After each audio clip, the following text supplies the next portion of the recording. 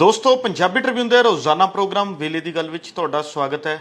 ਮੈਂ ਆਤਿਸ਼ ਗੁਪਤਾ ਤੁਹਾਡੇ ਸਾਹਮਣੇ ਹਾਜ਼ਰ ਹਾਂ ਤੇ ਅੱਜ ਅਸੀਂ ਗੱਲ ਕਰਾਂਗੇ ਹੜ੍ਹਾਂ ਦਾ ਆਮ ਜਨਜੀਵਨ ਅਤੇ ਖੇਤੀ ਤੇ ਪ੍ਰਭਾਵ। ਦੋਸਤੋ ਪੰਜਾਬ ਦੇ ਵਿੱਚ ਲਗਭਗ ਪਿਛਲੇ 10 ਦਿਨਾਂ ਤੋਂ ਲਗਾਤਾਰ ਜਿਹੜੇ ਨੇ ਹੜ੍ਹਾਂ ਵਰਗੇ ਹਾਲਾਤ ਬਣੇ ਹੋਏ ਨੇ। ਜਿਹੜਾ ਹੈਗਾ ਇੱਕ ਤੋਂ ਬਾਅਦ ਇੱਕ ਸ਼ਹਿਰ ਕਹਿ ਦਿਓ ਜਾਂ ਰੋਜ਼ਾਨਾ ਕਈ ਪਿੰਡ ਜਿਹੜੇ ਨੇ ਉਹ ਹੜ੍ਹਾਂ ਦੇ ਪਾਣੀ ਦੀ ਚਪੇਟ ਵਿੱਚ ਆ ਰਹੇ ਨੇ। ਸੂਬੇ ਵਿੱਚੋਂ ਲੰਘਦੇ ਜਿੰਨੇ ਵੀ ਦਰਿਆ ਨੇ ਨਦੀਆਂ ਨੇ ਸਾਡੀ ਉਹ ਸਾਰੀ ਉਫਾਨ 'ਤੇ ਚੱਲ ਰਹੀਆਂ ਨੇ। ਸਾਡੇ ਡੈਮਾਂ ਦੇ ਵਿੱਚ ਪਾਣੀ ਲਗਾਤਾਰ ਵੱਧਦਾ ਜਾ ਰਿਹਾ।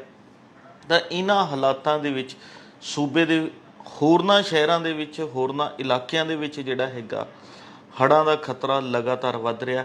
ਇੰਨਾ ਹੀ ਨਹੀਂ, ਜੇ ਅਸੀਂ ਗੱਲ ਕਰੀਏ ਪੰਜਾਬ ਦੇ ਸਰਹੱਦੀ ਖਿੱਤੇ ਦੀ ਤਾਂ ਉਹ ਵੀ ਜਿਹੜਾ ਇਸ ਸਮੇਂ ਹੈ ਉਹ ਹੜ੍ਹਾਂ ਦੀ ਮਾਰ ਝੱਲ ਰਿਹਾ ਅਤੇ ਜਿਸ ਕਰਕੇ ਲੋਕਾਂ ਨੂੰ ਕਾਫੀ ਦਿੱਕਤਾਂ ਪਰੇਸ਼ਾਨੀਆਂ ਦਾ ਸਾਹਮਣਾ ਕਰਨਾ ਪੈ ਰਿਹਾ। ਭਾਵੇਂ ਕਿ ਪੰਜਾਬ ਸਰਕਾਰ ਵੱਲੋਂ ਜਾਂ ਪੰਜਾਬ ਦੇ ਮੁੱਖ ਮੰਤਰੀ ਵੱਲੋਂ ਅੱਜ ਵੀ ਇੱਕ ਐਲਾਨ ਕੀਤਾ ਗਿਆ ਵੀ ਕਿ ਹੜ੍ਹਾਂ ਕਰਕੇ ਲੋਕਾਂ ਦੇ ਜਿੰਨਾ ਵੀ ਨੁਕਸਾਨ ਹੋਇਆ ਉਸ ਦੇ ਇੱਕ ਪੈਸੇ ਦੀ ਭਰਪਾਈ ਜਿਹੜਾ ਹੈ ਸੂਬਾ ਸਰਕਾਰ ਕਰੇਗੀ। ਇਹ ਐਲਾਨ ਵਾਰ-ਵਾਰ ਕੀਤੇ ਜਾ ਰਹੇ ਨੇ, ਪਰ ਜਦੋਂ ਅਸੀਂ ਨੁਕਸਾਨ ਵੱਲ ਦੇਖਦੇ ਹਾਂ ਤਾਂ ਹਾਲੇ ਤੱਕ ਮੋਟਾ ਨੁਕਸਾਨ ਜਿਹੜਾ ਹੈਗਾ ਉਹ ਤਾਂ ਦਿਖਾਈ ਦਿੰਦਾ ਹੈ ਵੀ ਕਿ ਸਰਕਾਰੀ ਖੇਤਰ 'ਚ ਕੀ ਨੁਕਸਾਨ ਹੋ ਗਿਆ, ਹੋਰ ਖੇਤੀ ਖੇਤਰ 'ਚ ਕਿੰਨਾ ਕੁ ਨੁਕਸਾਨ ਹੋ ਗਿਆ। ਪਰ ਜਦੋਂ ਅਸੀਂ ਲੋਕਾਂ ਦੇ ਨਿੱਜੀ ਨੁਕਸਾਨ ਦੀ ਗੱਲ ਕਰਦੇ ਹਾਂ ਜਾਂ ਜਿਹੜੇ ਹੇਠਲੇ ਪੱਧਰ 'ਤੇ ਰਹਿਣ ਵਾਲੇ ਲੋਕ ਨੇ ਜਿਨ੍ਹਾਂ ਦਾ ਸਭ ਕੁਝ ਹੀ ਉੱਜੜ ਚੁੱਕਾ, ਕਾਫੀ ਨੁਕਸਾਨ ਹੋ ਚੁੱਕਾ, ਉਹ ਨੁਕਸਾਨ ਹਾਲੇ ਤੱਕ ਕਿਸੇ ਗਿਣਤੀ 'ਚ ਨਹੀਂ ਆ ਰਿਹਾ, ਕਿਸੇ ਨੂੰ ਦਿਖਾਈ ਨਹੀਂ ਦੇ ਰਿਹਾ। ਕਿਉਂਕਿ ਜੇ ਅਸੀਂ ਪੰਜਾਬ ਦੇ ਵਿੱਚ ਗੱਲ ਕਰਦੇ ਹਾਂ ਤਾਂ ਪੰਜਾਬ 'ਚ ਮੁੱਖ ਤੌਰ 'ਤੇ ਜਿਹੜਾ ਇੱਕ ਆਫਤ ਦਾ ਰੂਪ ਧਾਰ ਚੁੱਕਿਆ ਉਹ ਹੈ ਘੱਗਰ ਦਰਿਆ, ਜੋ ਕਿ ਪਹਿਲਾਂ ਮੋਹਾਲੀ ਵਾਲੀ ਸਾਈਡ ਖਰਾਬ ਕਰਦਾ ਰਿਹਾ, ਫਿਰ ਪਟਿਆਲਾ, ਫਿਰ ਉਸ ਤੋਂ ਬਾਅਦ ਸੰਗਰੂਰ, ਮਾਨਸਾ, ਇਹਨਾਂ ਸਾਰੇ ਜ਼ਿਲ੍ਹਿਆਂ ਦੇ ਵਿੱਚ ਕਾਫੀ ਨੁਕਸਾਨ ਜਿਹੜਾ ਹੈਗਾ ਕਰ ਰਿਹਾ। ਦੂਜੇ ਪਾਸੇ ਜੇ ਅਸੀਂ ਦੇਖਦੇ ਹਾਂ ਸਾਡਾ ਸਤਲੁਜ ਵੀ ਜਿਹੜਾ ਹੈਗਾ ਉਹ ਉਫਾਨ 'ਤੇ ਚੱਲ ਰਿਹਾ। ਉੱਥੇ ਬਿਆਸ ਨਦੀ ਵੀ ਚੜ੍ਹੀ ਹੋਈ ਹੈ, ਰਾਵੀ ਵੀ ਚੜ੍ਹੀ ਹੋਈ ਹੈ। ਇਹ ਸਾਰਾ ਕੁਝ ਜਿਹੜਾ ਹੈਗੇ ਨੇ ਇਹ ਵੀ ਜਿਹੜਾ ਹੈਗਾ ਖਤਰੇ ਦੇ ਨਿਸ਼ਾਨ 'ਤੇ ਲਗਭਗ ਚੱਲ ਰਹੇ ਨੇ। ਤਾਂ ਇਸ ਕਰਕੇ ਵੀ ਉਹਨਾਂ ਦੇ ਆਲੇ ਦੁਆਲੇ ਇਲਾਕਿਆਂ ਦੇ ਵਿੱਚ ਕਾਫੀ ਖਤਰੇ ਦੇ ਜਿਹੜੇ ਹਾਲਾਤ ਨੇ ਬਣੇ ਹੋਏ ਨੇ। ਅਤੇ ਜਦੋਂ ਇਹਨਾਂ ਹਾਲਾਤਾਂ ਦੇ ਵਿੱਚ ਅਸੀਂ ਦੇਖਦੇ ਹਾਂ ਤਾਂ ਸਾਡੇ ਡੈਮ ਵੀ ਕੋਈ ਘੱਟ ਨਹੀਂ ਹੈ, ਕਿਉਂਕਿ ਪਿਛਲੇ 10 ਦਿਨਾਂ ਦੇ ਵਿੱਚ ਭਾਖੜਾ ਡੈਮ 'ਚ ਲਗਭਗ 41 ਫੁੱਟ ਪਾਣੀ ਵੱਧ ਚੁੱਕਾ ਹੈ, ਪੌਂਗ ਡੈਮ ਦੇ ਵਿੱਚ 35 ਅਤੇ ਰਣਜੀਤ ਸਾਗਰ ਡੈਮ 'ਚ 33 ਫੁੱਟ ਪਾਣੀ ਵੱਧ ਚੁੱਕਾ ਹੈ। ਅਤੇ ਇਸ ਸਮੇਂ ਭਾਖੜਾ ਡੈਮ 'ਚ 1648 ਫੁੱਟ ਪਾਣੀ ਹੋ ਗਿਆ। ਅਤੇ ਜਦੋਂ ਕਿ ਖਤਰੇ ਦਾ ਨਿਸ਼ਾਨ 1680 ਫੁੱਟ 'ਤੇ ਹੈ, ਭਾਵੇਂ ਕਿ 42 ਫੁੱਟ ਹੇਠ ਹੈ, ਪਰ 32 ਫੁੱਟ ਹੇਠ ਹੈ, ਪਰ ਪਾਣੀ ਬਹੁਤ ਤੇਜ਼ੀ ਨਾਲ ਵੱਧ ਰਿਹਾ। ਜਦੋਂ ਪੌਂਗ ਡੈਮ ਦੇਖਦੇ ਹਾਂ ਤਾਂ ਪੌਂਗ ਡੈਮ 'ਚ ਵੀ ਪਾਣੀ ਖਤਰੇ ਦੇ ਨਿਸ਼ਾਨ ਤੋਂ ਸਿਰਫ 16 ਫੁੱਟ ਹੇਠ ਹੈ, ਉੱਥੇ 1374 ਫੁੱਟ 'ਤੇ ਚੱਲ ਰਿਹਾ ਅਤੇ ਖਤਰੇ ਦਾ ਨਿਸ਼ਾਨ 1390 'ਤੇ ਹੈ। ਅਤੇ ਰਣਜੀਤ ਸਾਗਰ ਡੈਮ 'ਚ ਪਾਣੀ 1721 ਫੁੱਟ 'ਤੇ ਹੈ, ਜਦੋਂ ਕਿ ਖਤਰੇ ਦਾ ਨਿਸ਼ਾਨ 1731 ਫੁੱਟ 'ਤੇ ਹੈ, ਵੀ 10 ਫੁੱਟ ਹੇਠ ਹੀ ਹੈ। ਤਾਂ ਇਹ ਬਹੁਤ ਹੀ ਜਿਹੜਾ ਹੈਗਾ ਘਾਤਕ ਰੂਪ ਧਾਰ ਸਕਦੇ ਨੇ। ਅਤੇ BBMB ਵੱਲੋਂ ਵੀ ਲਗਾਤਾਰ ਜਿਹੜਾ ਹੈਗਾ ਡੈਮਾਂ ਤੋਂ ਪਾਣੀ ਛੱਡਣ ਦਾ ਇੱਕ ਹਵਾਲਾ ਦਿੱਤਾ ਜਾ ਰਿਹਾ। ਉਹਨਾਂ ਨੇ ਲੰਘੇ ਦਿਨ ਤਾਂ ਰਣਜੀਤ ਸਾਗਰ ਡੈਮ ਤੋਂ ਕੁਝ ਪਾਣੀ ਛੱਡਿਆ ਵੀ ਹੈ ਅਤੇ ਉਸ ਤੋਂ ਪਹਿਲਾਂ ਪੌਂਗ ਡੈਮ 'ਚੋਂ ਵੀ ਪਾਣੀ ਛੱਡਿਆ ਗਿਆ। ਤਾਂ ਇਹੋ ਜਿਹੇ ਹਾਲਾਤ ਇਸ ਸਮੇਂ ਪੰਜਾਬ 'ਚ ਬਣੇ ਹੋਏ ਨੇ। ਪਰ ਜਦੋਂ ਅਸੀਂ ਇਹਨਾਂ ਹਾਲਾਤਾਂ ਕਰਕੇ ਨਜ਼ਰ ਮਾਰਦੇ ਹਾਂ ਨੁਕਸਾਨ ਦੀ, ਤਾਂ ਨੁਕਸਾਨ ਬਹੁਤ ਜ਼ਿਆਦਾ ਹੈ।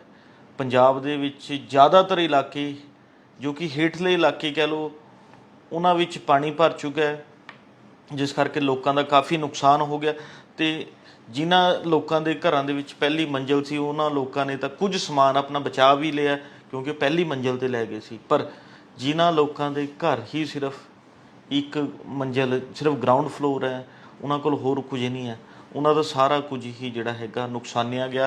ਅਤੇ ਇਹੋ ਜਿਹੇ ਇਲਾਕੇ ਜਿੱਥੇ ਕਿ ਇੱਕ ਕਮਰੇ ਦੇ ਮਕਾਨ ਨੇ ਉੱਥੇ ਪਾਣੀ ਵੀ 6-6, 7-7 ਫੁੱਟ ਦਾ ਹੁੰਦਾ, ਇਹ ਉੱਥੇ ਖੜ੍ਹਿਆ ਹੜ੍ਹਾਂ ਦਾ, ਜਿਸ ਕਰਕੇ ਤਾਂ ਬਿਲਕੁਲ ਹੀ ਨੁਕਸਾਨ ਜਿਹੜਾ ਹੈਗਾ ਉਹਨਾਂ ਦਾ ਸਾਰਾ ਸਮਾਨ ਨੁਕਸਾਨਿਆ ਗਿਆ। ਅਤੇ ਦੂਜੇ ਪਾਸੇ ਜਦੋਂ ਅਸੀਂ ਦੇਖਦੇ ਹਾਂ ਤਾਂ ਹੜ੍ਹਾਂ ਕਰਕੇ ਖੇਤੀਬਾੜੀ ਦੀ ਗੱਲ ਕਰੀਏ ਤਾਂ ਖੇਤੀਬਾੜੀ ਖੇਤਰ ਦਾ ਕਾਫੀ ਨੁਕਸਾਨ ਹੋਇਆ।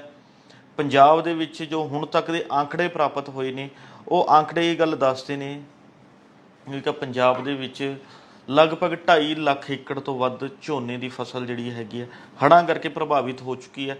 ਹੁਣ ਤੱਕ 2,59,000 ਏਕੜ ਦੇ ਕਰੀਬ ਇਹ ਆંકੜਾ ਸਾਹਮਣੇ ਆਇਆ, ਜੋ ਕਿ ਝੋਨਾ ਸਾਡਾ ਹੜ੍ਹਾਂ ਨਾਲ ਪ੍ਰਭਾਵਿਤ ਹੋਇਆ। ਤੇ ਜਦੋਂ ਅਸੀਂ ਦੇਖਦੇ ਹਾਂ ਇਸ ਦੇ ਵਿੱਚੋਂ ਇਹ ਤਾਂ ਸਾਰਾ ਹੀ ਉਹ ਪ੍ਰਭਾਵਿਤ ਵਾਲਾ ਝੋਨਾ ਹੈ ਜਿਹੜਾ ਕਿ ਮੁੜ ਜਿਹੜਾ ਹੈਗਾ ਲਾਉਣਾ ਪਏਗਾ, ਉੱਥੇ ਮੁੜ ਲਵਾਈ ਹੋਵੇਗੀ। ਤੇ ਸੂਬਾ ਸਰਕਾਰ ਵੱਲੋਂ ਕਿਤੇ ਨਾ ਕਿਤੇ ਕਿਸਾਨਾਂ ਦੀ ਬਾਂਹ ਫੜਨ ਦੀ ਕੋਸ਼ਿਸ਼ ਕਰਦੇ ਆ। ਕਿਸਾਨਾਂ ਨੂੰ ਮੁਫਤ ਬੀਜ ਮੁਹੱਈਆ ਕਰਵਾਉਣ ਦੀ ਗੱਲ ਕੀਤੀ ਹੈ, ਕਿਸਾਨਾਂ ਨੂੰ ਮੁਫਤ ਪਨੀਰੀ ਦੇਣ ਦੀ ਗੱਲ ਕੀਤੀ ਹੈ। ਪਰ ਜਦੋਂ ਅਸੀਂ ਨੁਕਸਾਨ ਨੂੰ ਦੇਖਦੇ ਹਾਂ ਤਾਂ ਨੁਕਸਾਨ ਕੋਈ ਛੋਟਾ ਨਹੀਂ ਹੈ। ਤੇ ਭਾਵੇਂ ਸਰਕਾਰ ਜਿਹੜੀ ਹੈਗੀ ਕਿਸਾਨਾਂ ਦੇ ਨਾਲ ਖੜਨ ਦੀ ਕੋਸ਼ਿਸ਼ ਕਰ ਰਹੀ ਹੈ, ਪਰ ਇਹ ਕਿੰਨੀ ਕਾਰਗਰ ਸਾਬਿਤ ਹੋਵੇਗੀ ਇਹ ਤਾਂ ਸਮਾਂ ਦੱਸੇਗਾ। ਕਿਉਂਕਿ ਜੇ ਅੱਜ ਅਸੀਂ ਜਿਵੇਂ 20 ਜੁਲਾਈ ਨੂੰ ਗੱਲ ਕਰ ਰਹੇ ਹਾਂ ਤੇ ਅੱਜ ਝੋਨੇ ਦੀ ਲਵਾਈ ਸ਼ੁਰੂ ਹੁੰਦੀ ਹੈ ਕੁਝ ਇਲਾਕਿਆਂ 'ਚ, ਤਾਂ ਵੀ ਉਹ ਝੋਨਾ ਜਿਹੜਾ ਹੈਗਾ ਨਵੰਬਰ ਅਖੀਰ ਤੱਕ ਜਾ ਕੇ ਤਿਆਰ ਹੋਏਗਾ। ਕਿਉਂਕਿ ਝੋਨੇ ਨੂੰ ਜਿਹੜਾ ਹੈਗਾ ਲਗਭਗ 100 ਦਿਨ ਦੇ ਕਰੀਬ ਜਿਹੜਾ ਹੈਗਾ ਸਮਾਂ ਲੱਗਦਾ ਹੈ। 100 ਤੋਂ 105 ਹੀ ਹੋ ਜਾਂਦੇ, ਉਸ ਤੋਂ ਘੱਟਦੇ ਨਹੀਂ। ਤਾਂ 100 ਦਿਨਾਂ ਦੇ ਵਿੱਚ ਲਗਭਗ ਫਸਲ ਜਿਹੜੀ ਹੈਗੀ ਇੱਕ ਤਿਆਰ ਹੁੰਦੀ ਹੈ। ਤਾਂ ਜੇਕਰ ਅੱਜ ਬੀਜੀ ਜਾਂਦੀ ਹੈ ਤਾਂ ਨਵੰਬਰ ਅਖੀਰ ਤੱਕ ਜਾਏਗੀ। ਤੇ ਉਸ ਨਾਲ ਕਿਤੇ ਨਾ ਕਿਤੇ ਕਣਕ ਦੀ ਫਸਲ ਅੱਗੇ ਪ੍ਰਭਾਵਿਤ ਹੋਵੇਗੀ। ਕਿਉਂਕਿ ਕਣਕ ਜੇ ਉਦੋਂ ਬੀਜੀ ਜਾਏਗੀ ਤਾਂ ਹੀ ਜਿਹੜਾ ਜਾ ਕੇ ਅੱਗੇ ਮਾਰਚ ਅਖੀਰ 'ਚ ਜਾਂ ਅਪ੍ਰੈਲ ਦੇ ਪਹਿਲੇ ਹਫ਼ਤੇ ਉਸਦੀ ਵਾਢੀ ਹੋ ਸਕੇਗੀ। ਤਾਂ ਉਸ ਨਾਲ ਕਣਕ ਦੀ ਫਸਲ ਵੀ ਪ੍ਰਭਾਵਿਤ ਹੋਵੇਗੀ। ਤਾਂ ਕਿਸਾਨਾਂ ਨੂੰ ਦੋਹਰੀ ਮਾਰ ਜਿਹੜੀ ਹੈਗੀ ਝੱਲਣੀ ਪੈ ਸਕਦੀ ਹੈ। ਜਿੱਥੇ ਇੱਕ ਪਾਸੇ ਦਾ ਝੋਨੇ ਦਾ ਨੁਕਸਾਨ ਤਾਂ ਹੈ ਹੀ ਹੈ, ਜੇ ਅੱਜ ਝੋਨੇ ਦੀ ਲਵਾਈ ਵੀ ਕਰ ਲੈਂਦੇ ਨੇ ਤਾਂ ਕਿਤੇ ਨਾ ਕਿਤੇ ਉਸ ਦਾ ਅਸਰ ਸਾਨੂੰ ਕਣਕ ਦੀ ਫਸਲ 'ਤੇ ਵੀ ਦੇਖਣ ਨੂੰ ਮਿਲੇਗਾ। ਪਰ ਦੋਸਤੋ ਇਹਦੇ ਨਾਲ ਜਿਹੜਾ ਹੈਗਾ ਇੱਕ ਚੀਜ਼ ਸਪਸ਼ਟ ਹੈ ਵੀ ਕਿਆ ਸਾਡੇ ਇਹ ਸਾਰਾ ਕੁਝ ਤਾਂ ਬੀਤ ਰਿਹਾ ਕਿਉਂਕਿ ਸਾਡੇ ਕੋਲ ਕੋਈ ਪਲੈਨਿੰਗ ਨਹੀਂ ਹੈ, ਕੋਈ ਰਣਨੀਤੀ ਨਹੀਂ ਹੈ। ਕਿਉਂਕਿ ਜਦੋਂ ਅਸੀਂ ਹੋਰਨਾਂ ਦੇਸ਼ਾਂ ਦੀ, ਹੋਰਨਾਂ ਮੁਲਕਾਂ ਦੀ ਗੱਲ ਕਰਦੇ ਹਾਂ ਤਾਂ ਇਹੋ ਜਿਹੇ ਹਾਲਾਤਾਂ ਦੇ ਵਿੱਚ ਕਈ ਹੋਰਨਾਂ ਦੇਸ਼ਾਂ ਵਿੱਚ ਕਈ ਵਾਰ ਤਾਂ ਇਹੋ ਜਿਹੇ ਹਾਲਾਤ ਬਣ ਜਾਂਦੇ ਨੇ, ਉੱਥੇ ਇੱਕ ਵਾਰ ਦੀ ਫਸਲ ਨੂੰ ਬਿਨਾਂ ਲਗਾਈ ਛੱਡ ਦਿੱਤਾ ਜਾਂਦਾ, ਖਾਲੀ ਛੱਡ ਦਿੱਤਾ ਜਾਂਦਾ। ਅਤੇ ਸਰਕਾਰਾਂ ਉੱਥੇ ਦੀਆਂ, ਪ੍ਰਸ਼ਾਸਨ ਉੱਥੇ ਦਾ ਕਿਸਾਨਾਂ ਨੂੰ ਜਿਹੜਾ ਹੈਗਾ ਵਾਤਾਵਰਨ ਦੀ ਸੰਭਾਲ ਦੇ ਨਾਮ 'ਤੇ ਉਹਨਾਂ ਨੂੰ ਮੁਆਵਜ਼ਾ ਦੇ ਦਿੰਦਾ, ਉਹਨਾਂ ਨੂੰ ਨੁਕਸਾਨ ਦੀ ਭਰਪਾਈ ਕਰ ਦਿੰਦਾ। ਇਹੋ ਜਿਹੇ ਹਾਲਾਤ ਜਿਹੜੇ ਨੇ ਅਸੀਂ ਹੋਰਨਾਂ ਦੇਸ਼ਾਂ 'ਚ ਅਕਸਰ ਜਿਹੜੇ ਹੈਗੇ ਆ ਸੁਣਦੇ ਹਾਂ, ਦੇਖਦੇ ਹਾਂ।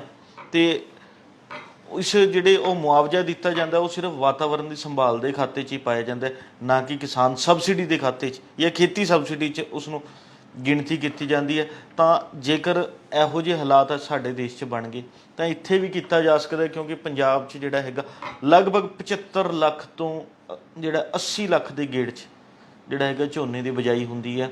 ਅਤੇ ਜੇਕਰ 75 ਤੋਂ 80 ਲੱਖ ਦੇ ਗੇੜ 'ਚ ਬਿਜਾਈ ਹੁੰਦੀ ਹੈ, ਝੋਨਾ ਲਵਾਇਆ ਜਾਂਦਾ, ਜੇ ਉਸ 'ਚੋਂ 2.5 ਲੱਖ ਏਕੜ ਜ਼ਮੀਨ ਨੂੰ ਅਸੀਂ ਖਾਲੀ ਵੀ ਛੱਡ ਦਾਂਗੇ ਕੋਈ ਵੱਡੀ ਗੱਲ ਨਹੀਂ ਹੈ। ਪਰ ਸਰਕਾਰ ਨੂੰ ਸੋਚਣਾ ਚਾਹੀਦਾ ਕੀ ਕੀਤਾ ਜਾ ਸਕਦਾ, ਕੀ ਇਸ ਦੇ ਜਿਹੜੇ ਨੇ ਉਹ ਹੱਲ ਨਿਕਲ ਸਕਦੇ ਨੇ। ਪਰ ਦੋਸਤੋ ਇਹ ਸਾਰੇ ਹਾਲਾਤ ਕਿਤੇ ਨਾ ਕਿਤੇ ਸਾਡੇ ਦੇਸ਼ ਦੇ ਵਿੱਚ ਜਿਹੜਾ ਅੰਨ ਦੇ ਭੰਡਾਰ 'ਤੇ ਵੀ ਅਸਰ ਪਾ ਸਕਦੇ ਨੇ। ਕਿਉਂਕਿ ਪੰਜਾਬ ਜਿਹੜਾ ਹੈਗਾ ਦੇਸ਼ ਦੇ ਵਿੱਚ ਖੇਤੀ ਪ੍ਰਧਾਨ ਸੂਬਿਆਂ ਦੇ ਵਿੱਚ ਸਭ ਤੋਂ ਮੋਹਰੀ ਰਹਿੰਦਾ, ਜਿੱਥੇ ਸਭ ਤੋਂ ਵੱਧ ਅਨਾਜ ਦੀ ਪੈਦਾਵਾਰ ਹੁੰਦੀ ਹੈ। ਪੰਜਾਬ ਦਾ ਅਨਾਜ ਦੇਸ਼ ਭਰ ਦੇ ਵਿੱਚ ਜਾਂਦਾ, ਦੇਸ਼ ਤੋਂ ਬਾਹਰ ਵੀ ਜਾਂਦਾ। ਤਾਂ ਕਿਤੇ ਨਾ ਕਿਤੇ ਜੇਕਰ ਪੰਜਾਬ ਦੇ ਵਿੱਚ ਇਹੋ ਜਿਹੇ ਹਾਲਾਤ ਬਣਦੇ ਨੇ ਤਾਂ ਉਹ ਲੋਕਾਂ ਲਈ ਵੀ ਅਤੇ ਦੇਸ਼ ਲਈ ਵੀ ਕਿਤੇ ਨਾ ਕਿਤੇ ਜਿਹੜਾ ਸਾਡਾ ਅੰਨ ਭੰਡਾਰ ਹੈ ਉਸ ਲਈ ਘਾਤਕ ਸਾਬਿਤ ਹੋ ਸਕਦੇ ਨੇ। ਉੱਥੇ ਇੱਕ ਨਵੀਂ ਵਿਪਤਾ ਖੜੀ ਕਰ ਸਕਦੇ ਨੇ। ਕਿਉਂਕਿ ਅੱਜ ਤੋਂ 3-4 ਸਾਲ ਪਹਿਲਾਂ ਤੱਕ ਤਾਂ 3 ਸਾਲ ਪਹਿਲਾਂ ਤੱਕ ਤਾਂ ਸਾਡੇ ਦੇਸ਼ 'ਚ ਇੱਕ ਚਰਚਾ ਜ਼ੋਰ ਸ਼ੋਰ ਨਾਲ ਹੁੰਦੀ ਸੀ ਵੀ ਸਰਕਾਰ ਦੇ ਜਿੰਨੇ ਵੀ ਅਨਾਜ ਭੰਡਾਰ ਨੇ ਉਹ ਭਰੇ ਹੋਏ ਨੇ, ਤਾਂ ਫਿਰ ਸਰਕਾਰ ਕਿਸਾਨਾਂ ਦੀ ਜਿਹੜੀ ਅਨਾਜ ਹੈ, ਚਾਹੇ ਕਣਕ ਹੈ, ਚਾਹੇ ਝੋਨਾ ਹੈ ਜਾਂ ਹੋਰ ਫਸਲਾਂ, ਇਸ ਦੀ ਖਰੀਦਦਾਰੀ MSP 'ਤੇ ਕਿਉਂ ਕਰੇ। ਇਹੋ ਜਿਹੀ ਅਕਸਰ ਹੀ ਚਰਚਾ ਚੱਲਦੀ ਸੀ। ਅਤੇ ਉਸੇ ਦੀ ਆੜ ਦੇ ਵਿੱਚ ਕੇਂਦਰ ਸਰਕਾਰ ਵੱਲੋਂ 3 ਖੇਤੀ ਕਾਨੂੰਨ ਵੀ ਲਿਆਂਦੇ ਗਏ ਵੀ ਕਿਸਾਨਾਂ ਦੀ ਫਸਲ ਹੁਣ ਪ੍ਰਾਈਵੇਟ ਮੰਡੀ 'ਚ ਕਿਸਾਨ ਆਪਣੇ ਮਨਮਰਜ਼ੀ ਦੇ ਭਾਅ 'ਤੇ ਵੇਚ ਸਕਣਗੇ। ਅਤੇ ਉਹ ਕਿੰਨੀ ਕੁ ਮਨਮਰਜ਼ੀ ਕਿਸਾਨ ਕਰਦੇ ਨੇ ਉਹ ਆਪਾਂ ਨੂੰ ਪਤਾ ਹੈ। ਜਦੋਂ ਸਰਕਾਰਾਂ ਕਿਸਾਨ ਦੀ ਫਸਲ ਦੀ ਕੀਮਤ ਸਰਕਾਰਾਂ ਤੈਅ ਕਰਦੀਆਂ ਨੇ ਤਾਂ ਅਸੀਂ ਸਮਝ ਸਕਦੇ ਹਾਂ ਵੀ ਕਿ ਸਰਕਾਰ ਨੇ ਤਾਂ ਫਿਰ ਮਾੜਾ ਮੋਟਾ ਵੋਟਾਂ ਲੈਣੀਆਂ ਹੁੰਦੀਆਂ, ਕੁਛ ਸੋਚ ਕੇ ਚੱਲਣਾ ਹੁੰਦਾ। ਨਿੱਜੀ ਕੰਪਨੀਆਂ ਨੇ ਤਾਂ ਆਪਣੇ ਨਿੱਜੀ ਲਾਭ ਹੀ ਦੇਖਣੇ ਹੁੰਦੇ ਨੇ, ਤਾਂ ਉਸ ਦਾ ਕਿਸਾਨਾਂ 'ਤੇ ਕੀ ਅਸਰ ਪੈ ਸਕਦਾ ਸੀ। ਇੱਕ ਵੱਡਾ ਵਿਚਾਰਨਯੋਗ ਵਿਸ਼ਾ, ਅਤੇ ਭਾਵੇਂ ਕਿ ਸਰਕਾਰ ਵੱਲੋਂ ਕਿਸਾਨਾਂ ਦੇ ਦਬਾਅ 'ਚ ਉਹਨਾਂ ਨੂੰ ਰੱਦ ਕਰ ਦਿੱਤਾ ਗਿਆ। ਪਰ ਦੋਸਤੋ ਅੱਜ ਹਾਲਾਤ ਦੇਸ਼ ਦੇ ਕੁਝ ਹੋਰ ਨੇ। ਅੱਜ ਸਾਡੇ ਅਨਾਜ ਭੰਡਾਰ ਵੀ ਕੋਈ ਬਹੁਤੇ ਭਰੇ ਹੋਏ ਨਹੀਂ, ਖਾਲੀ ਵਰਗੇ ਹੀ ਨੇ। ਕਦੋਂ ਹੀ ਸਾਡੇ ਦੇਸ਼ ਦੇ ਅਨਾਜ ਭੰਡਾਰਾਂ 'ਚ 4-4, 5-5 ਸਾਲਾਂ ਦਾ ਅਨਾਜ ਜਿਹੜਾ ਸਟਾਕ 'ਚ ਰਹਿੰਦਾ ਸੀ, ਅੱਜ ਉਹਨਾਂ ਅਨਾਜ ਭੰਡਾਰਾਂ 'ਚ ਸਿਰਫ 1 ਤੋਂ 1.5 ਸਾਲ ਦਾ ਅਨਾਜ ਹੀ ਬਚਿਆ ਹੋਇਆ, ਕੋਈ ਬਹੁਤਾ ਅਨਾਜ ਨਹੀਂ ਹੈ। ਅਤੇ ਜਿਵੇਂ ਦੇ ਦੇਸ਼ 'ਚ ਅੱਜ ਹਾਲਾਤ ਬਣੇ ਹੋਏ ਨੇ, ਹੜ੍ਹਾਂ ਵਰਗੀ ਸਥਿਤੀ, ਹੜ੍ਹਾਂ ਵਰਗੇ ਹੀ ਹਾਲਾਤ ਨੇ। ਕਿਉਂਕਿ ਇਹ ਕੋਈ ਪੰਜਾਬ 'ਚ ਨਹੀਂ ਹੈ, ਪੰਜਾਬ ਦੇ ਵਿੱਚ ਹੈ, ਹਰਿਆਣੇ 'ਚ ਹੈ, ਹਿਮਾਚਲ 'ਚ ਹੈ, ਤੇ ਇਸ ਤੋਂ ਇਲਾਵਾ ਜੇ ਅਸੀਂ ਦੇਖੀਏ ਉੱਤਰ ਪ੍ਰਦੇਸ਼ ਦਾ ਵੀ ਕੁਝ ਇਲਾਕਾ ਡੁੱਬਿਆ ਹੋਇਆ, ਬਿਹਾਰ ਦਾ ਵੀ ਹੈ, ਮੱਧ ਪ੍ਰਦੇਸ਼ ਦਾ ਵੀ ਹੈ। ਤਾਂ ਇਹ ਸਾਰੇ ਹੀ ਇਲਾਕੇ ਇਹੋ ਜਿਹੇ ਨੇ ਜਿੱਥੇ ਕੁਝ ਨਾ ਕੁਝ ਹੜ੍ਹਾਂ ਕਰਕੇ ਨੁਕਸਾਨ ਹੋਇਆ। ਤਾਂ ਦੇਸ਼ ਦੇ ਵਿੱਚ ਜਿਹੜਾ ਹੈਗਾ ਕਿਤੇ ਨਾ ਕਿਤੇ ਜਿਹੜਾ ਹੈਗਾ ਅਨਾਜ ਦਾ ਨੁਕਸਾਨ ਹੋ ਸਕਦਾ ਹੈ, ਅਨਾਜ ਦੀ ਜਿਹੜੀ ਕਟੌਤੀ ਦੇਖਣ ਨੂੰ ਮਿਲ ਸਕਦੀ ਹੈ। ਤਾਂ ਇਹੋ ਜਿਹੇ ਹਾਲਾਤ 'ਚ ਸਰਕਾਰ ਨੂੰ ਸੋਚਣਾ ਚਾਹੀਦਾ, ਵਿਚਾਰਨਾ ਚਾਹੀਦਾ, ਕਿਉਂਕਿ ਜੇ ਅਸੀਂ ਅੱਜ ਅਨਾਜ ਨੂੰ ਲੈ ਕੇ ਸਾਰੇ ਦੁਨੀਆ ਭਰ ਦੇ ਦੇਸ਼ਾਂ ਦੇ ਵਿੱਚ ਦੇਖੀਏ ਤਾਂ ਕਣਕ ਦੀ ਤੇ ਹੋਰ ਅਨਾਜ ਦੇ ਜਿੰਨੀ ਵੀ ਚੀਜ਼ਾਂ ਨੇ ਉਹਨਾਂ ਦੀ ਕੀਮਤਾਂ ਲਗਾਤਾਰ ਵੱਧ ਰਹੀਆਂ ਨੇ, ਕਿਉਂਕਿ ਜਦੋਂ ਰੂਸ ਤੇ ਯੂਕਰੇਨ ਦੀ ਜੰਗ ਤੋਂ ਬਾਅਦ ਸਾਰੇ ਦੇਸ਼ਾਂ ਨੂੰ ਕਿਤੇ ਨਾ ਕਿਤੇ ਅਨਾਜ ਦੀ ਕਟੌਤੀ ਦਾ ਸਾਹਮਣਾ ਕਰਨਾ ਪਿਆ, ਕਿਉਂਕਿ ਰੂਸ ਤੇ ਯੂਕਰੇਨ ਅਨਾਜ ਦੀ ਪੈਦਾਵਾਰ 'ਚ ਮੋਹਰੀ ਦੇਸ਼ਾਂ ਦੇ ਵਿੱਚੋਂ ਰਹਿੰਦੇ ਨੇ। ਸਭ ਤੋਂ ਅੱਗੇ ਰੂਸ ਹੈ, ਫਿਰ ਦੂਜੇ ਨੰਬਰ 'ਤੇ ਯੂਕਰੇਨ ਹੈ।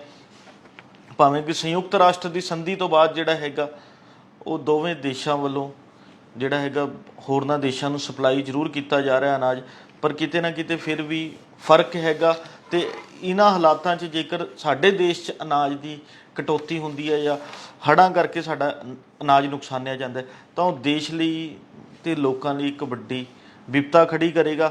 ਇਸ ਦਾ ਸਾਡੇ ਦੇਸ਼ 'ਤੇ ਹੀ ਨਹੀਂ ਹੋਰਨਾਂ ਮੁਲਕਾਂ 'ਤੇ ਵੀ ਜਿਹੜਾ ਹੈਗਾ ਅਸਰ ਪਵੇਗਾ, ਕਿਉਂਕਿ ਅੱਜ ਭਾਰਤ ਕਈ ਦੇਸ਼ਾਂ ਨੂੰ ਜਿਹੜਾ ਹੈਗਾ ਅਨਾਜ ਸਪਲਾਈ ਵੀ ਕਰਦਾ। ਤਾਂ ਇਹਨਾਂ ਕਰਕੇ ਜਿਹੜਾ ਹੈਗਾ ਸਾਰਾ ਕੁਝ ਹੋ ਸਕਦਾ। ਪਰ ਦੋਸਤੋ ਸਪਸ਼ਟ ਤੌਰ 'ਤੇ ਇੱਕ ਚੀਜ਼ ਜ਼ਰੂਰ ਨਿਕਲ ਕੇ ਸਾਹਮਣੇ ਆਉਂਦੀ ਹੈ ਵੀ ਕਿ ਜਦੋਂ ਅੱਜ ਦੇਸ਼ 'ਚ ਕੁਦਰਤੀ ਆਫਤ ਆਈ ਹੋਈ ਹੈ ਤਾਂ ਇਹਨਾਂ ਹਾਲਾਤਾਂ 'ਚ ਖੇਤੀ ਖੇਤਰ ਹੀ ਇਹੋ ਜਿਹਾ ਜੋ ਕਿ ਦੇਸ਼ ਦੀ ਆਰਥਿਕਤਾ ਨੂੰ ਬਚਾ ਸਕਦਾ ਹੈ ਜਾਂ ਦੇਸ਼ ਦੀ ਆਰਥਿਕਤਾ ਨੂੰ ਜਿਹੜਾ ਹੈਗਾ ਘਾਟੇ ਦੇ ਵਿੱਚੋਂ ਬਾਹਰ ਕੱਢ ਸਕਦਾ। ਤਾਂ ਇਸ ਲਈ ਜ਼ਰੂਰੀ ਇਹੀ ਹੈ ਵੀ ਕਿ ਸਰਕਾਰਾਂ ਨੂੰ ਚਾਹੀਦਾ ਵੀ ਕਿ ਉਹ ਖੇਤੀ ਖੇਤਰ ਵੱਲ ਧਿਆਨ ਜ਼ਰੂਰ ਦੇਣ। ਅੱਜ ਚਾਹੇ ਸੂਬਾ ਸਰਕਾਰਾਂ ਦੀ ਕਾਰਗੁਜ਼ਾਰੀ ਦੇਖ ਲਈ, ਚਾਹੇ ਕੇਂਦਰ ਸਰਕਾਰ ਦੀ ਦੇਖ ਲਈਏ, ਸਾਰਿਆਂ ਵੱਲੋਂ ਹੀ ਕਿਸਾਨੀ ਨੂੰ ਜਿਹੜਾ ਹੈਗਾ ਕਿਤੇ ਨਾ ਕਿਤੇ ਨਜ਼ਰਅੰਦਾਜ਼ ਕੀਤਾ ਜਾਂਦਾ। ਜੇਕਰ ਕੁਝ ਸਹੂਲਤਾਂ ਦਿੱਤੀਆਂ ਵੀ ਜਾ ਰਹੀਆਂ ਨੇ ਉਹ ਸਿਰਫ ਵੋਟ ਬੈਂਕ ਨੂੰ ਫੋਕਸ ਕਰਕੇ ਦਿੱਤੀਆਂ ਜਾ ਰਹੀਆਂ ਨੇ, ਨਾ ਕਿ ਖੇਤੀਬਾੜੀ ਨੂੰ ਦੇਖਦੇ ਹੋਏ ਵੀ ਕਿ ਖੇਤੀ ਦਾ ਸਾਡੇ ਦੇਸ਼ 'ਤੇ ਕੀ ਅਸਰ ਹੈ, ਕੀ ਪ੍ਰਭਾਵ ਪਏਗਾ। ਤਾਂ ਇਸ ਕਰਕੇ ਇਹ ਸਾਰੀਆਂ ਚੀਜ਼ਾਂ ਸੋਚਣ ਦੀ, ਵਿਚਾਰਨ ਦੀ ਲੋੜ ਹੈ। ਪਰ ਦੋਸਤੋ ਇੱਕ ਵਾਰ ਫਿਰ ਅਸੀਂ ਗੱਲ ਉੱਥੇ ਨਾਲ ਹੜ੍ਹਾਂ ਦੀ ਕਰਦੇ ਹਾਂ ਤਾਂ ਜਿਹੜਾ ਦੇਸ਼ ਦੇ ਵਿੱਚ ਲਗਭਗ ਪਿਛਲੇ 10-15 ਦਿਨਾਂ ਤੋਂ ਹੜ੍ਹਾਂ ਵਰਗੇ ਹਾਲਾਤ ਬਣੇ ਹੋਏ ਨੇ, ਹੜ੍ਹ ਆ ਵੀ ਰਹੇ ਨੇ। ਪੰਜਾਬ 'ਚ ਤਾਂ 10 ਦਿਨਾਂ ਤੋਂ ਬਹੁਤ ਮਾੜੇ ਹਾਲ ਨੇ। ਤਾਂ ਇੱਕ ਚੀਜ਼ ਸਪਸ਼ਟ ਹੈ, ਹੜ੍ਹਾਂ ਨੇ ਜਿੱਥੇ ਇਸ ਸਮੇਂ ਇੱਕ ਆਫਤ ਖੜੀ ਕੀਤੀ ਹੋਈ ਹੈ, ਲੋਕਾਂ 'ਚ ਤਬਾਹੀ ਮਚਾਈ ਹੋਈ ਹੈ, ਪਰ ਉੱਥੇ ਹੀ ਕਿਤੇ ਨਾ ਕਿਤੇ ਇਹ ਹੜ੍ਹ ਲੋਕਾਂ ਲਈ ਇੱਕ ਜਿਹੜਾ ਹੈਗਾ ਸਿਖਲਾਈ ਵੀ ਦੇ ਰਹੇ ਨੇ, ਇੱਕ ਨਵਾਂ ਰਾਹ ਵੀ ਦਿਖਾ ਰਹੇ ਨੇ ਵੀ ਕਿ ਅਸੀਂ ਜਿਹੜੀਆਂ ਪਿਛਲੀਆਂ ਲੰਬੇ ਸਮੇਂ ਤੋਂ ਕੁਝ ਗੱਲਾਂ ਨਜ਼ਰਅੰਦਾਜ਼ ਕੀਤੀਆਂ ਹੋਈਆਂ ਸੀ ਉਹਨਾਂ ਨੂੰ ਕਿਵੇਂ ਉੱਥੇ ਚੌਕਸੀ ਰੱਖੀ ਜਾ ਸਕਦੀ ਹੈ, ਕਿਵੇਂ ਉਸ ਨੂੰ ਜਿਹੜਾ ਹੈਗਾ ਸਵਾਰਿਆ ਜਾ ਸਕਦਾ। ਕਿਉਂਕਿ ਦੇਸ਼ ਦੇ ਵਿੱਚ ਜਿੱਥੇ ਵਿਕਾਸ ਦੇ ਮਾਡਲ ਦੇ ਨਾਮ 'ਤੇ ਥਾਂ ਥਾਂ 'ਤੇ ਜਿਹੜਾ ਹੈਗਾ ਨਦੀਆਂ ਦੇ ਦਰਿਆਵਾਂ 'ਤੇ ਬੰਨ੍ਹ ਲਗਾ ਦਿੱਤੇ ਗਏ ਜਾਂ ਆਪਣੀ ਮਨਮਰਜ਼ੀ ਨਾਲ ਅਸੀਂ ਛੋਟੀਆਂ ਨਾਲੇ ਕੱਢਤੇ, ਨਦੀਆਂ ਕੱਢਤੀਆਂ, ਤਾਂ ਉਹਨਾਂ ਸਾਰੀਆਂ ਚੀਜ਼ਾਂ ਕਰਕੇ ਵੀ ਕਿਤੇ ਨਾ ਕਿਤੇ ਇਹ ਹਾਲਾਤ ਬਣ ਰਹੇ ਨੇ। ਪਰ ਜਦੋਂ ਅਸੀਂ ਵਿਕਾਸ ਦੀ ਗੱਲ ਕਰਦੇ ਹਾਂ, ਵਿਕਾਸ ਦੇ ਨਾਲ ਨਾਲ ਤਰੱਕੀ ਦੀ ਗੱਲ ਕਰਦੇ ਹਾਂ, ਤਾਂ ਉਹ ਚੀਜ਼ ਜਿਹੜੀ ਹੈਗੀ ਹੈ ਪਾਣੀ ਨਾਲ, ਖੇਤੀ ਨਾਲ ਅਤੇ ਜੰਗਲੀ ਜੀਵਨ ਨਾਲ ਹੀ ਹੋ ਸਕਦੀ ਹੈ। ਕਿਉਂਕਿ ਮਨੁੱਖੀ ਜੀਵਨ ਲਈ ਇਹ ਤਿੰਨੋਂ ਚੀਜ਼ਾਂ ਬਹੁਤ ਜ਼ਰੂਰੀ ਹੈ। ਜਿੱਥੋਂ ਜਿੱਥੋਂ ਦਰਿਆ ਨਿਕਲਦੇ ਨੇ ਉੱਥੇ ਉਸਦੇ ਆਲੇ ਦੁਆਲੇ ਬਹੁਤ ਖੁਸ਼ਹਾਲੀ ਰਹਿੰਦੀ ਹੈ, ਵੱਡੀ ਗਿਣਤੀ 'ਚ ਲੋਕ ਰਹਿੰਦੇ ਨੇ, ਗੁਜ਼ਾਰਾ ਕਰਦੇ ਨੇ, ਉੱਥੇ ਖੇਤੀਬਾੜੀ ਬਹੁਤ ਵਧੀਆ ਹੁੰਦੀ ਹੈ। ਜਿੱਥੇ ਜੰਗਲ ਹੁੰਦੇ ਆ, ਜੰਗਲ ਵੀ ਕਿਤੇ ਨਾ ਕਿਤੇ ਸਾਡੇ ਵਾਤਾਵਰਨ ਨੂੰ ਬਚਾਉਣ ਦੇ ਵਿੱਚ, ਵਾਤਾਵਰਨ ਦੀ ਸੰਭਾਲ ਦੇ ਵਿੱਚ, ਜੰਗਲੀ ਜੀਵਾਂ ਦੇ ਰਹਿਣ ਲਈ ਬਹੁਤ ਕੁਝ ਜਿਹੜਾ ਹੈਗਾ ਕਰਦੇ ਨੇ। ਉੱਥੇ ਤੋਂ ਸਾਨੂੰ ਹੋਰ ਲੱਕੜ ਵੀ, ਹੋਰ ਵੀ ਕਈ ਤਰ੍ਹਾਂ ਦੀ ਚੀਜ਼ਾਂ ਮਿਲਦੀ ਹੈ। ਤਾਂ ਇਹ ਸਾਰੀਆਂ ਚੀਜ਼ਾਂ ਹੀ ਜਿਹੜੀਆਂ ਹੈਗੀਆਂ ਕਿਤੇ ਨਾ ਕਿਤੇ ਮਨੁੱਖੀ ਜੀਵਨ ਲਈ ਬਹੁਤ ਜ਼ਰੂਰੀ ਹੈ। ਤਾਂ ਅੱਜ ਸਾਨੂੰ ਹੜ੍ਹਾਂ ਤੋਂ ਇੱਕ ਚੀਜ਼ ਸਿੱਖਣੀ ਵੀ ਚਾਹੀਦੀ ਹੈ ਵੀ ਕਿ ਮਨੁੱਖੀ ਜੀਵਨ ਲਈ ਜਿਹੜਾ ਹੈਗਾ ਦਰਿਆ ਵੀ ਜ਼ਰੂਰੀ ਨਹੀਂ, ਕਿ ਦਰਿਆਵਾਂ 'ਚ ਪਾਣੀ ਹੁੰਦਾ ਹੈ। ਸਾਨੂੰ ਖੇਤੀ ਵੀ ਜ਼ਰੂਰੀ ਹੈ, ਕਿਉਂਕਿ ਖੇਤੀ ਤੋਂ ਸਾਨੂੰ ਅਨਾਜ ਮਿਲਦਾ ਜਿਸ ਨਾਲ ਹਰ ਬੰਦਾ ਆਪਣਾ ਪੇਟ ਭਰਦਾ। ਅਤੇ ਜੰਗਲੀ ਜੀਵਨ ਵੀ ਜ਼ਰੂਰੀ ਹੈ ਜੋ ਕਿ ਸਾਡੇ ਵਾਤਾਵਰਨ ਦੀ ਸੰਭਾਲ ਲਈ ਬਹੁਤ ਜ਼ਰੂਰੀ ਹੈ। ਤਾਂ ਚਾਹੀਦਾ ਇਹੀ ਹੈ ਸਾਡੀਆਂ ਸਰਕਾਰਾਂ ਅਤੇ ਸਾਡੇ ਲੋਕ ਉਹ ਇਹਨਾਂ ਤਿੰਨੋਂ ਚੀਜ਼ਾਂ ਵੱਲ ਜ਼ਰੂਰ ਧਿਆਨ ਦੇਣ। ਅਤੇ ਮੁੱਖ ਤੌਰ 'ਤੇ ਜੇ ਅਸੀਂ ਦੇਖੀਏ ਤਾਂ ਅਨਾਜ ਵਾਲੇ ਪਾਸੇ ਤਾਂ ਬਣਦਾ ਹੀ ਹੈ, ਕਿਉਂਕਿ ਜਿਵੇਂ ਜਿਵੇਂ ਦੇਸ਼ ਹੀ ਨਹੀਂ ਬਲਕਿ ਦੁਨੀਆ ਦੇ ਵਿੱਚ ਅਨਾਜ ਦੀ ਕਟੌਤੀ ਹੋ ਰਹੀ ਹੈ ਤਾਂ ਅਨਾਜ ਦੀ ਕੀਮਤਾਂ ਹੋਰ ਵੱਧ ਸਕਦੀਆਂ ਨੇ। ਤਾਂ ਇਹੋ ਜਿਹੇ ਹਾਲਾਤ 'ਚ ਅਨਾਜ ਦੀ ਸੰਭਾਲ ਕਰਨਾ ਅਤੇ ਅਨਾਜ ਦੀ ਪੈਦਾਵਾਰ ਕਰਨਾ, ਇਹ ਦੋਵੇਂ ਵੀ ਜ਼ਿੰਮੇਵਾਰੀਆਂ ਸਰਕਾਰ ਦੀ ਅਤੇ ਲੋਕਾਂ ਦੀ ਬਣਦੀ ਹੈ। ਅਤੇ ਦੇਖਣਾ ਇਹੀ ਹੋਵੇਗਾ ਵੀ ਕਿ ਦੇਸ਼ ਦੇ ਵਿੱਚ ਹੜ੍ਹ ਨੇ ਬਹੁਤ ਲੋਕਾਂ ਦਾ ਜਨਜੀਵਨ ਪ੍ਰਭਾਵਿਤ ਕਰਤਾ, ਖੇਤੀਬਾੜੀ 'ਤੇ ਅਸਰ ਬਹੁਤ ਪਾਇਆ। ਪੰਜਾਬ ਦੇ ਵਿੱਚ ਵੀ ਇਹੋ ਜਿਹੇ ਹਾਲਾਤ ਨੇ। ਤਾਂ ਹੁਣ ਸਾਡੀਆਂ ਸਰਕਾਰਾਂ ਕੀ ਰਣਨੀਤੀ ਤਿਆਰ ਕਰਦੀਆਂ ਨੇ, ਕੀ ਲੋਕਾਂ ਦੇ ਜਿਹੜਾ ਨੁਕਸਾਨ ਦੀ ਭਰਪਾਈ ਕਰਨ ਲਈ ਕੀ ਕੁਝ ਕਰਦੀਆਂ ਨੇ, ਕੀ ਰਣਨੀਤੀ ਅਖਤਿਆਰ ਕਰਦੀਆਂ ਨੇ, ਉਹ ਤਾਂ ਸਮਾਂ ਹੀ ਦੱਸੇਗਾ। ਪਰ ਪੰਜਾਬੀ ਟ੍ਰਿਬਿਊਨ ਤੁਹਾਡੇ ਤੱਕ ਇਹੋ ਜਿਹੇ ਜਨਤਕ ਮੁੱਦਿਆਂ ਨੂੰ ਤੇ ਲੋਕਾਂ ਦੀਆਂ ਸਮੱਸਿਆਵਾਂ ਨੂੰ ਤੁਹਾਡੇ ਤੱਕ ਪਹੁੰਚਾਉਂਦਾ ਰਹੇਗਾ, ਤੁਹਾਡੇ ਅੱਗੇ ਰੱਖਦਾ ਰਹੇਗਾ। ਕੱਲ੍ਹ ਨੂੰ ਇਸੇ ਸਮੇਂ ਫੇਰ ਇੱਕ ਨਵੇਂ ਮੁੱਦੇ ਤੇ ਗੱਲਬਾਤ ਕਰਾਂਗੇ ਪ੍ਰੋਗਰਾਮ ਵੇਲੇ ਦੀ ਗੱਲ ਵਿੱਚ। ਧੰਨਵਾਦ।